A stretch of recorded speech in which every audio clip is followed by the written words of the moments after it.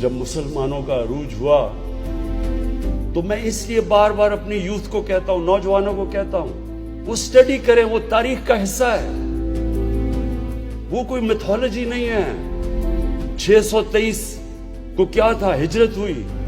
اس کے بعد کیا؟ 625 کو جنگ بدر ہوئی۔ 636 کو رومن ایمپائر بیزنٹائن 11ویں کی جنگ کے اندر ہار جاتا ہے، جو 625 صرف 313 لڑنے والے تھے۔ 11 سال کے بعد رومن ایمپائر گر جاتا ہے، 12 سال کے بعد پرشین ایمپائر ان کے سامنے گر جاتا ہے۔ تاریخ کا حصہ ہے۔ کیا تھا وہ انقلاب؟ وہ عرب جن کو پوچھتا کوئی نہیں تھا، 2 سپر پاورز تھی، ایک طرف پرشین ایمپائر، دوسری طرف رومن ایمپائر، وہ کیا چیز انہوں نے کی کہ دنیا کی تاریخ بدل گئی؟